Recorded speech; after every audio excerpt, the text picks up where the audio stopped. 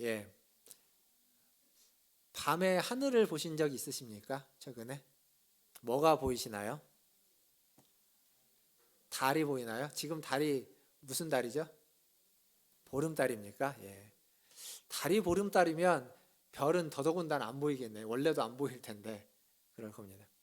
밤하늘에 별이 보이려면 어디로 가야 될까요? 시골로 가야 되죠. 근데 요즘은 시골 가도 잘 안 보입니다. 왜냐하면 시골도 워낙 가로등이 많고 불빛이 있기 때문에 시골도 잘 안 보이고요. 조금 더 시골이 아니어도 가로등이 없는 곳, 불빛이 없는 곳으로 가야 그나마 좀 별을 볼 수 있습니다. 이렇게 밝은 곳에서 살면, 우리가 살고 있는 서울이라는 밝은 곳에 살면 별을 보기가 참 어렵습니다. 별빛이. 하지만 어두운 곳에 가면 그 하나도 없어 보이는, 안 보이는 그 별빛이 보이게 되는 겁니다. 그러니까 이 별빛은 주변이 어두우면 어두울수록 더 잘 보이죠. 반면 주변이 밝으면 있던 것도 안 보이고 희미해지곤 합니다. 작은 불빛이지만, 작은 별빛이지만 어두울 때는 그 별빛도 크게 보이는 겁니다. 그래서 그 별빛을 따라 갈 수 있고 따라 움직일 수도 있고 그 별빛에 반응할 수도 있습니다. 사실 지금 우리가 살고 있는 시대는 굉장히 어두운 시대를 살고 있다고 이야기할 수 있습니다. 혼탁한 시대, 어두운 시대죠. 코로나 때문에도 그렇고 경제도 어둡고 그리고 정치도 시끄럽고 전쟁 소식, 재난의 이야기들, 사건 사고들, 밝은 세상이라고 이야기하기에는 어려운 시대를 살아가고 있습니다. 이렇게 어두운 시대, 이렇게 혼탁한 시대에 여러분 어떤 소망의 빛과 어떤 희망의 빛을 보면서 살아가고 계십니까? 저는 오늘 다니엘서를 이제 마무리하면서 17번에 걸쳐서 다니엘서를 했네요. 이렇게 길게 할 줄 저도 몰랐는데 17번에 걸쳐서 했습니다. 이렇게 하면서 어두운 세상을 살아가고 있는 우리들에게 하나님 말씀하시는 작은 별빛과 같은 빛이 무엇인지 같이 좀 발견해 보고자 합니다. 그래서 그 빛을 따라 희망을, 소망을 갖고 살아가는, 그렇게 그 빛을 따라서 우리의 삶을 재조정하고 우리의 삶을 조율할 수 있는 그러한 말씀을 여러분과 함께 나누고자 합니다. 먼저 1절을 한번 같이 다시 읽어보도록 하겠습니다. 12장 1절입니다. 같이 읽겠습니다. 그때 내 민족을 호위하는 큰 군주 미가엘이 일어날 것이요 또 환란이 있으리니 이는 개국 이래로 그때까지 없던 환란일 것이며 그때 내 백성 중 책에 기록된 모든 자가 구원을 받을 것이라. 여기 이제 미가엘이 등장을 하죠. 천사장 미가엘이 등장을 하는데 미가엘이 일어남과 동시에 뭐가 또 있냐면 환란이 일어나고 있습니다. 근데 이 환란이 개국 이래로 여태까지 없었던 전대미문의 가장 큰 환란이라고 지금 성경에 기록되어져 있습니다. 보통 우리가 대환란 이렇게 이야기를 하죠. 사실 천사가 일어났다. 다른 말을 바꾸면 천사장이 일어났다는 얘기는 하나님의 은혜가, 하나님의 역사가 혹은 구원이 우리에게 펼쳐진다라는 것을 상징해 주는 표현입니다. 즉 그래서 있던 환란도 천사가 일어나면, 천사장이 나타나면 있던 환란도 없어지는 겁니다.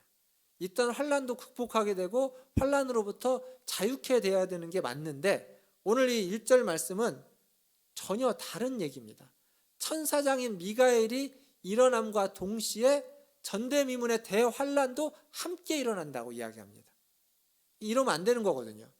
환란이 있어도 천사장이 일어나면 이 환란이 사라져야 되는 겁니다. 환란이 없어지고 환란은 극복되어지고 환란은 이제 해결돼야 되는 건데 지금 성경은 천사장과 함께 대환란이 있을 것이다 이렇게 이야기하고 있습니다. 그리고 이어서 뭐라고 말하냐면 이 환란을 통과한 자들이 하나님의 백성인데도 불구하고 통과한 자들이 생명책, 책에 기록된 자, 그들이 구원을 받을 것이다. 책에 기록된 자는 모두가 다 구원을 받을 것이다. 이렇게 1절은 이야기하고 있습니다. 결국 무슨 얘기냐면 쉽게 얘기하면 환란이 있고 이 환란을 통과한 자들은 구원을 받게 됩니다.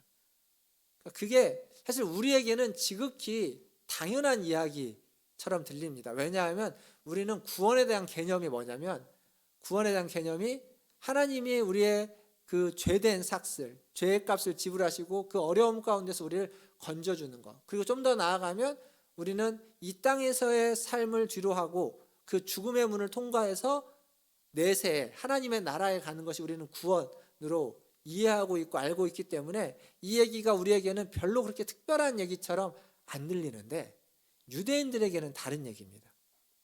유대인들에게 있어서 구원은 우리와 같지 않습니다. 우리의 구원을 한마디로 이야기하면 내세적인 구원입니다. 죽어서 천국 가는 것, 단순하게 표현하면. 우리는 구원을 그렇게 생각하지만 유대인들은 죽어서 천국 간다라는 생각이 없습니다. 왜냐하면 천국, 하나님의 나라가 자기네 나라이기 때문에 그렇습니다.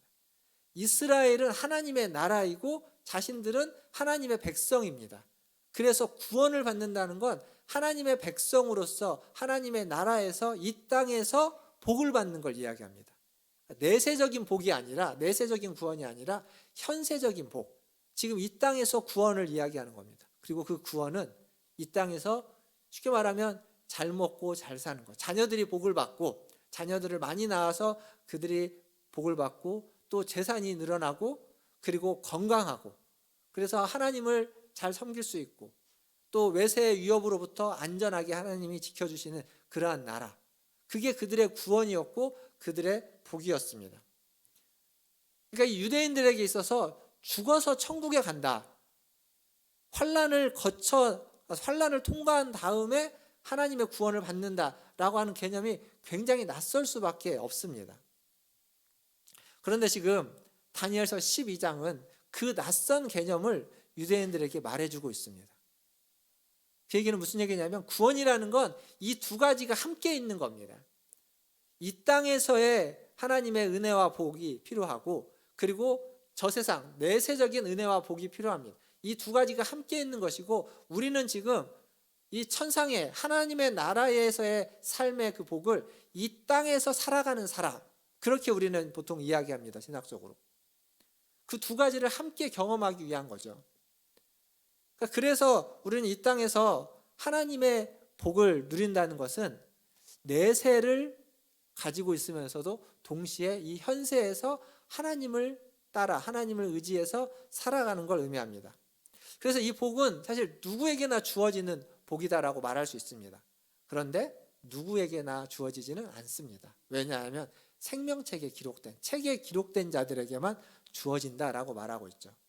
하나님의 백성이라도, 이게 중요합니다. 하나님의 백성이라도 책에 기록된 자. 유대인들 입장에서 보면 유대인들은 자기들이 하나님의 백성입니다. 근데 하나님의 백성인 자기들이 구원을 못 받을 수 있다는 겁니다. 왜? 책에 기록되지 않으면. 그러니까 유대인도 책에 기록된 자들만 구원을 받는 거고 이방인인 우리도 책에 기록되어져 있다면 누구든지 다 구원을 받을 수 있다는 겁니다. 이 다니엘서 마지막을 시작하면서 가장 먼저 지금 이야기하고 있는 우리에게 주어지는 하나님의 은혜와 복은 바로 그 책입니다. 책, 생명책. 사랑하는 성도 여러분, 우리는 이미 그러한 복을 받은 자들입니다. 여러분의 이름이 하나님의 생명책에 기록되어져 있는 걸 믿으시기 바랍니다. 그것이 우리에게 주어진 복입니다. 우리는 이미 그것을 가지고 있고 그것을 알고 있습니다. 그래서 어떤 환난이 찾아와도, 전대미문의 어떤 대환란이 우리 가운데 닥쳐와도 그래도 우리는 전혀 흔들릴 필요가 없는 것은 하나님의 생명책에 우리의 이름이, 여러분의 이름이 기록되어져 있기 때문입니다. 그래서 우리는 죽음이 우리를 에워싸도 하나님의 구원 가운데에서 우리는 이르게 되고 하나님의 은혜가 주어져 있다는 것, 그것을 믿으시는 저와 여러분 되기를 주님의 이름으로 축원드립니다. 이렇게 생명책에 기록된 축복, 생명책에 나의 이름이 기록되었다는 축복과 함께 하나님은 두 가지 복에 대해서 더 이야기하고 있습니다. 그게 2절과 3절인데요. 2절과 3절을 같이 한번 다시 읽어보도록 하겠습니다. 12장 2절 같이 읽겠습니다. 땅의 티끌 가운데에서 자는 자 중에서 많은 사람이 깨어나 영생을 받는 자도 있겠고 수치를 당하여서 영원히 부끄러움을 당할 자도 있을 것이며 지혜 있는 자는 궁창의 빛과 같이 빛날 것이요 많은 사람을 옳은 대로 돌아오게 한 자는 별과 같이 영원토록 빛나리라. 여기를 보시면 하나님의 그 환난의 때를 지나온 성도들에게 주는 상, 축복이 있는데 2절은 한마디로 뭘 이야기하냐면 부활을 이야기합니다. 부활. 그리고 3절은 별과 같이 빛나는 것을 이야기하고 있습니다. 자, 다니엘서는요. 다니엘서의 묵시는 계속해서 제가 뭐라고 말씀드렸냐면 전쟁에 대한 이야기, 그리고 환난에 대한 이야기를 합니다. 근데 그게 언제 끝날지 모르는 이야기입니다. 언제 끝날지 모르는 이야기인데 우리는 하나님의 백성인 성도인 우리는 그러한 상황에서 살아가고 있는 겁니다. 그러한 상황에 놓여 있습니다. 그래서 우리는 어두운 세상 속에서 살아가는 삶, 그게 성도의 삶의 모습이고 본질입니다. 그렇게 살려면 이 세상이 그렇게 녹록하지 않고 쉽지 않은 일들을 경험하는 거죠. 다니엘서를 보면 앞에 다니엘과 세 친구가 나오지 않습니까? 1장에서 그들이 포로로 잡혀온 이야기도 있지만 3장에 가면 세 친구가 풀무불에 빠지게 됩니다. 던져지게 되죠. 왜요?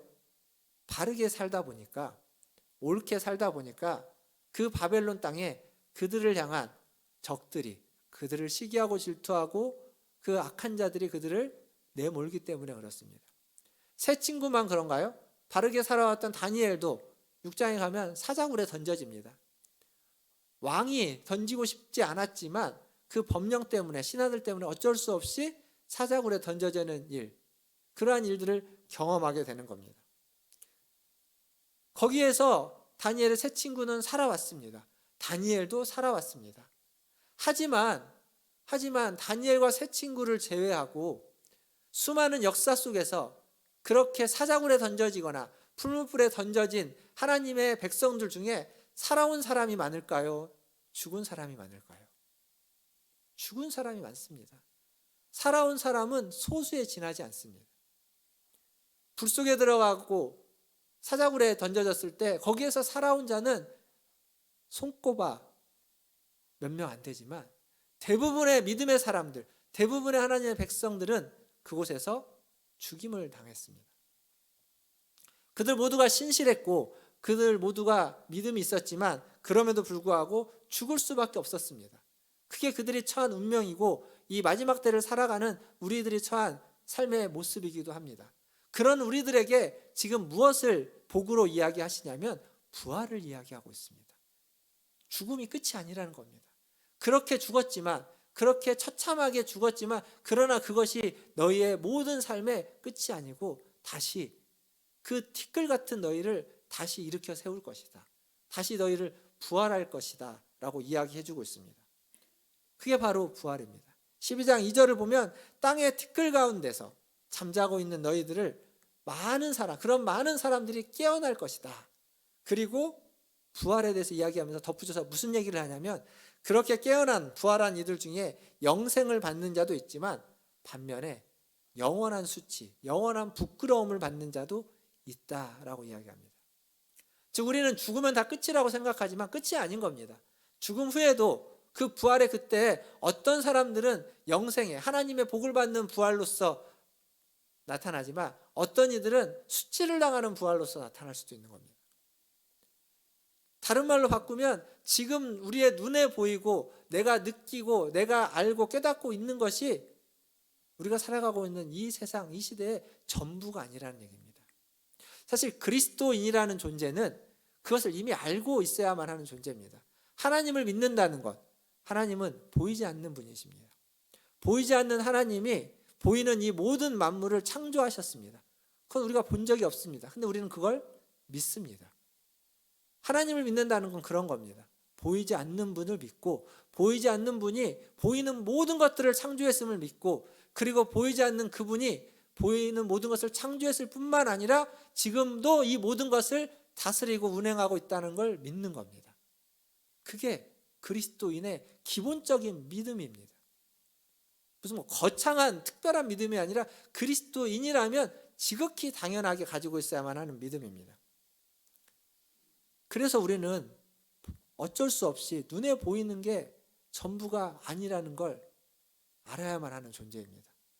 보이지 않는 것이 있다는 것. 그리고 보이지 않는 것이 어쩌면 보이는 것보다 더 크고 더 중하고 더 가치 있고 더 소중하다는 것. 그것을 본질적으로 아는 자들입니다.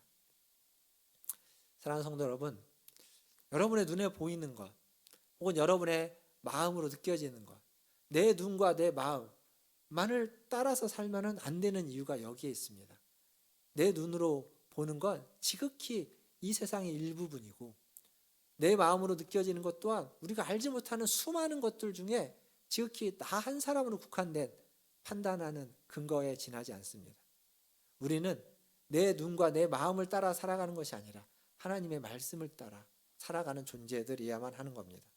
그래서 우리는 이 세상을 따라 살아가는 사람이 아니라 이 세상이 아닌 저 세상, 이 세상 너머의 세상을 알고 바라보며 살아가는 사람, 내세를, 하나님의 나라를 소망하며 살아가는 사람, 천국을 바라보고 소망하며 살아가는 사람입니다. 그렇게 살아가는 자는 반드시 그 내세와 천국을 이야기하시고 말씀해 주시는 하나님의 말씀을 듣고 그 말씀에 순종하며 살아가는 사람이어야만 합니다. 그래서 우리는 주님의 말씀을 듣고 순종해야 됩니다. 그러할 때에 우리는 이 현세적인 복을 받습니다. 그러나 때로는 현세적인 복을 받지 못한다 할지라도 우리에게는 내세의 복, 하나님의 나라의 복이 있음을 믿고 현세적인 복이 내게 좀 없어도, 좀 다가오지 않아도, 여전히 힘들고 어려워도 그것을 견디고 버티고 이겨낼 수 있는 힘의 근원이 거기에 있습니다. 사랑하는 성도 여러분, 생명책에 여러분의 이름이 기록되어져 있고, 그리고 하나님은 우리를 어떻게 우리가 운명을 하든, 어떠한 죽음을 맞이하든, 이 땅에서의 삶이 어떻게 힘들었든 결국 우리를 부활시켜서 영원한 생명, 영생의 생명을 주시는 줄 믿습니다. 그러한 은혜를 받은 자들로서 그에 합당하게 하나님의 말씀을 따라 살아가시는 저와 여러분 되기를 주님의 이름으로 축원드립니다. 이제 3절을 보겠습니다. 3절은 이렇게 적혀져 있습니다. 지혜 있는 자는 궁창의 빛과 같이 빛날 것이요 많은 사람을 옳은 대로 돌아오게 한 자는 별과 같이 영원토록 빛나리라. 이 말씀은요, 보통 전도를 독려할 때 가장 많이 쓰는 말씀입니다. 많은 사람을 옳은 대로 돌아오게 하는 자, 많은 사람을 전도하는 자, 그 자는 별과 같이 영원토록 빛난다 라고 하면서 뭔가 전도를 하면 별과 같이 빛나는 축복을 받으면서 뭔가 어떤 큰 상급을 받을 것을 좀 암시하는 듯한 그러한 구절이 바로 이 3절의 구절입니다. 이 말씀은 그러한 이야기를 표면적으로 하고 있기도 합니다. 그런데 이 말씀을 그 정도 수준에서만 이해하면 안 됩니다. 왜냐하면 이 말씀은 더 깊은, 더 큰 이야기를 하고 있기 때문에 그렇습니다. 다니엘은 10대에 잡혀와서 포로가 되어서 바벨론 땅으로 왔습니다. 바벨론 땅은 이방 땅이죠. 그리고 바벨론은 이 성경 구약에 보면 바벨론을 갈대아인들이라고 부릅니다. 그리고 이 갈대아인들이라는 호칭은 가장 패역하고 무도하고 무자비한 민족을 지칭할 때 갈대아 사람들이라는 표현을 씁니다. 즉 바벨론 땅은 그 자체로 이방 땅임과 동시에 패역하고 무도하고, 오늘 제가 앞에서부터 쓴 표현들을 하냐면 어두움과 혼탁한 땅인 겁니다. 근데 지금 다니엘은 그 땅에 포로로 잡혀왔고 그 땅에서 70여 년을 살아서 이제 거의 90세의 노인이 되었습니다. 다니엘은 처음부터 기도를 했죠. 어떤 기도를 했겠습니까? 이 포로로부터 다시 돌아갈 것을, 예루살렘으로 귀환을 위해서 그는 끊임없이 기도했을 것이다 라고 말씀드렸습니다. 그런데 그 기도에 대한 응답으로 자신들의 후손들과 많은 수만 명의 사람들이 예루살렘으로 귀환했지만 정작 다니엘은 돌아가지 못했습니다.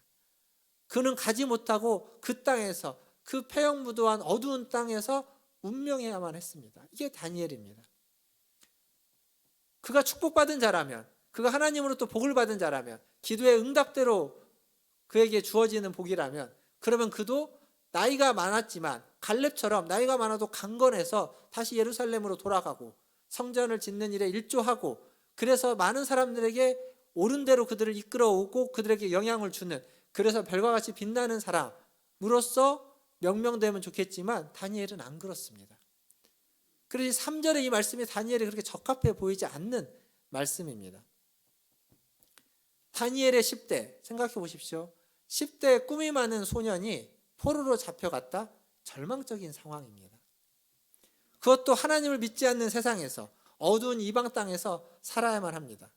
도망갈 수도 없고, 그리고 거기에서부터 벗어날 수도 없는, 꼼짝달싹 못하고 거기에서 살아야만 하는, 죽을 수도 없죠. 마음대로 죽을 수도 없는 겁니다. 그 어두운 땅에서, 그 바벨론 땅에서 하나님의 백성으로 살아가야만 하는 방법을 그는 찾아야만 했던 겁니다. 그래야 살 수 있으니까. 다니엘서 1장은 그 방법 중에 하나를 찾았던 것이고, 그것 하나로 끝나는 게 아닙니다. 그 뒤에 이제 그 바벨론의 고위 관리가 되어서, 바벨론의 공무원이 되어서 살아가면서 수없이 겪게 되는 많은 일들 속에 하나님의 뜻대로 살아가기 위해서, 하나님의 백성으로 살아가는 방법과 길을 그는 찾아야만 했던 겁니다.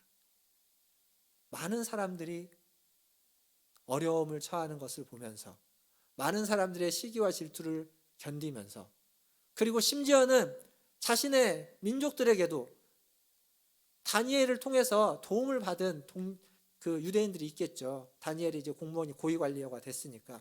하지만 그 모습을 보면서 다니엘에게 배신자라고 손가락질한 사람들도 얼마든지 있을 겁니다.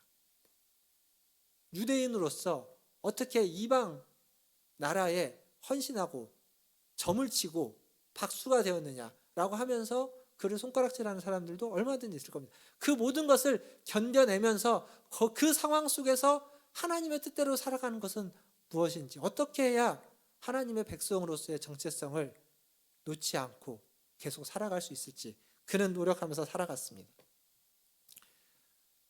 다니엘이 이 다니엘서에서 그의 직업이 뭔지 아십니까? 직업?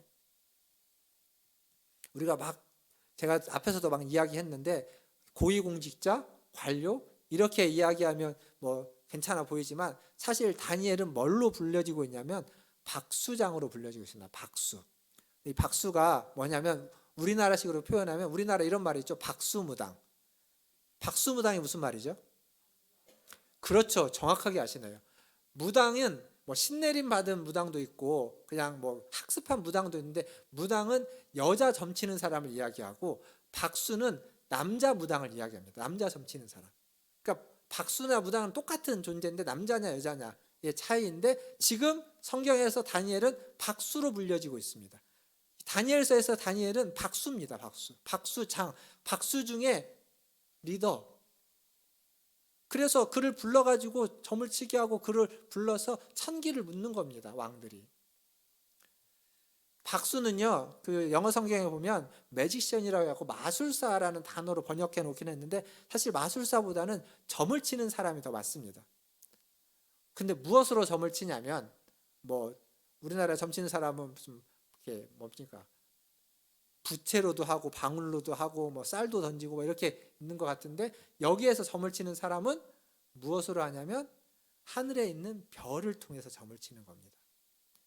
즉 다른 말로 바꾸면, 다니엘은 평생 바벨론에 와서 그 왕의 사람이 된 뒤로 평생 동안 뭘 했냐면, 하늘을 보면서, 밤 하늘을 보면서 별을 보면서 점을 쳤습니다. 그냥 평생 해온 일입니다. 다니엘이 그 별을 보면서 무슨 생각을 했을까요? 수많은 생각을 했겠죠. 가장 기본적으로 별은 딱 보면 아는 겁니다. 밤이 어두울 때일수록 별빛은 더 반짝인다는 것. 밝아지면, 해가 뜨거나 달이 밝으면 별빛은 흐려진다는 것. 뭐 이건 그냥 팩트니까 그렇게 느꼈을 겁니다. 그 별을 보면서 다니엘은 무슨 생각을 했을까요? 천기를 아는 겁니다. 그 별을 보면서, 별을 통해서 이 시대를 분별하면서 아마 다니엘은 이런 걸 꿈꿨을지도 모르겠습니다. 유대인, 이스라엘이 언젠가 돌아가는, 다시 귀환할 그 날이, 그 별을 자기가 보고 있어서 점을 치는 그 어느 순간 딱 드러나기를, 그 별을 보면서 이제 돌아갈 때가 되었구나 라고 하는 그러한 점괘가 나오는 것을 그는 평생 기다리고 있었을지도 모릅니다. 아니면 그 별을 보면서 어떤 한 사람이 등장해서, 그 별에서 한 사람이 혜성처럼 등장해가지고 우리 민족을 이 바벨론에서 이끌고 나갈 그 사람이, 그러한 별이 등장하기를 기대하면서 평생 하늘을 쳐다봤을지도 모릅니다. 근데 성경에 그런 게 전혀 없죠. 안 그랬다는 이야기일 겁니다. 또 이런 생각을 했을 수도 있습니다. 별을 보면서 그 어두컴컴한 때에 어두컴컴한 곳에 비치는 그 별빛을 보면서 자기와 같다는 생각을 할 수도 있을 겁니다. 어두운 바벨론 땅에 와서 그 깜깜한 바벨론 속에서 살아남기 위해서 애쓰고 있는 자신의 모습이 그 어두운 밤하늘에서 불타고 있는 별빛처럼 보여졌을 수도 있습니다. 애초로운 자신의 모습. 다니엘이 어떠한 생각을 했을지 제가 어떻게 알겠습니까? 모릅니다. 그냥 이렇게 저렇게 추측해 보는 겁니다. 근데 중요한 건 다니엘은 끊임없이 그 별을 보고 있었고, 한 가지 확실한 건 분명히 그 별은 어두울수록 더 밝게 빛나고 있고 어둠 속에서 그 별은 비춰지고 있다는 사실입니다. 그리고 오늘 성경은 하나님은 뭐라고 이야기하고 있냐면 궁창 가운데 있는 빛, 어떤 사람 지혜로운 자, 그리고 많은 사람을 옳은 대로 인도하는 자는 영원히 별과 같이 빛날 것이다 라고 이야기하면서 다니엘에게 그 얘기를 해주고 있습니다. 이건 이런 얘기입니다. 평생 동안 어두운 바벨론 땅에서 살아가면서 그가 애쓰고 수고했던 그 모든 삶의 모습들이 많은 사람들에게 지침이 되고 빛이 되고 도움이 되고 유익이 되었다. 너는 별의 빛처럼 잘 살아왔다 라고 하는 하나님의 인정을 받는 것, 그게 오늘 이 3절의 말씀입니다. 사실 말씀을 준비하면서 지난주 말씀하고 오늘 이 말씀하고 순서를 어떻게 할까 고민했습니다. 둘 다 다니엘서의 마지막 결론 부분인데, 지난주 말씀처럼 너도 가서 마지막 때에 너에게 주어진 일을 하라. 내게 맡겨진 일을 때가 언제든지 상관하지 말고 하나님이 맡겨준 일을 해라. 이걸로 마무리를 할까? 아니면 별과 같이 빛나는 이 하나님께 인정받는 하나님 주시는 복으로 마무리를 할까라고 하다가 말씀 순서하고는 바꿔서 이렇게 뒤에 먼저 하고 지금 앞에부터 하고 있는 겁니다. 그 이유는 뭐냐면 우리가 다니엘은요, 그 어두운 세상 속에서 어두운 환경 속에서 70여 년 동안 그 평생을 몸부림치면서 살아왔습니다. 누군가는 그것을 칭찬할 수도 있고 누군가는 그것을 손가락질할 수도 있습니다. 어떤 이들은 당신 때문에 도움이 받았다고 할 수도 있고 어떤 이는 너를 보면서 나는 배신감을 느낀다고 말했을 수도 있습니다. 그 모든 것들을 다 들어오면서 그걸 감당하면서 견뎌온 겁니다. 그런데 지금 하나님이 다니엘에게 뭐라고 하냐면 너는 많은 사람을 옳은 대로 인도하는 별과 같이 빛나는 인생을 살았다라고 인정해주고 계십니다. 다니엘이 받은 상이고 복입니다. 물론 부활의 상도 있고 생명책에 이름이 기록된 것도 있지만 그것들보다 더 하늘의 별과 같은 존재다라고 말해주고 있습니다. 하나님이 다니엘의 그 수고로운 인생, 바벨론 땅에서 벗어나지 못했지만 포로의 신분을 벗지 못했지만 여전히 그 땅에서 죽을 수밖에 없는 그렇지만 그의 삶을 하나님이 인정해주고 있는 겁니다. 착하고 충성된 종아라고 하나님의 인정을 받고 있는 겁니다. 이게 다니엘이 받은 마지막 상이자 복입니다. 말씀을 맺겠습니다. 우리는 지금 그 어느 시대보다 어두운 시기를 살아가고 있습니다. 여러분이 살아왔던 수많은 시간들 중에 물론 더 힘들고 어려운 때도 있었을지 모르겠습니다. 그러나 지금 모든 이들이 이 코로나19로 시작된 2020년부터 지난 3년의 시간, 코로나 때문에 질병 때문에 힘들고 어려웠지만 지금은 또 어느덧 찾아와 버렸던 경기 침체와 이런 인플레이션을 비롯한 재난들, 사고들, 수많은 어려운 시대, 어두운 시대를 살아가고 있습니다. 이것을 극복하기 위해서 정부와 정치권은 협력을 해도 모자랄 텐데 서로 다투고 싸우고 있습니다. 관심이 별로 없습니다. 정치권도, 유정자들도, 언론도 백성들의 삶에 국민들의 삶에, 우리의 삶에 별로 그렇게 관심이 없습니다. 그냥 자기들이 좋은 것, 자기들이 관심 갖는 것에만 이야기하고 말하고 있을 뿐입니다. 이런 어두운 시대, 우리는 어떤 희망과 소망의 빛을 보면서 살아가고 있습니까? 여러분, 어떤 희망의 빛을 발견하고 어떤 소망의 빛을 발견하고 있습니까? 그건 바로 다니엘과 같은 여러분이 희망의 빛이고 소망의 빛입니다. 어두운 세상을 신실하게 살아온 다니엘의 모습, 그런데 그렇게 살아가고자 하는 하나님의 백성인 여러분의 모습, 그래서 여러분이 이 어두운 시대를 비추는 별과 같은 빛이십니다. 여러분 한 사람 한 사람이 그렇습니다.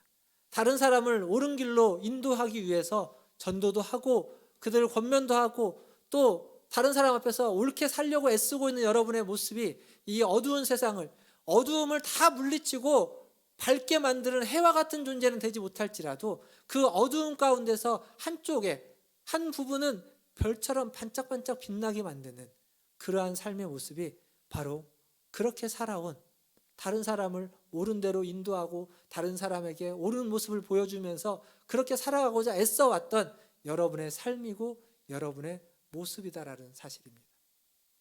하나님은 그렇게 여러분의 인생을 인정하고 축복하고 여러분의 인생을 착하고 충성된 종이라고 높이 보고 있다는 사실을 꼭 기억하시기를 바라겠습니다.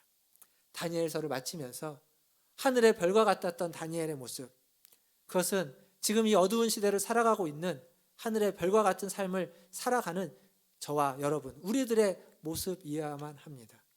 그러한 모습으로 살아가시고, 그래서 더 어두울수록 더 빛나는, 어둡고 힘들수록 더 반짝반짝 빛이 나서 하나님에게, 그리고 많은 어두움 속에 있는 사람들에게 본이 되어지고 그들에게 지침이 되어지고 길이 되어지는 그러한 우리 문화촌 제일교회 빛나는 성도님들 다 되시기를 주님의 이름으로 축원드립니다. 기도하겠습니다.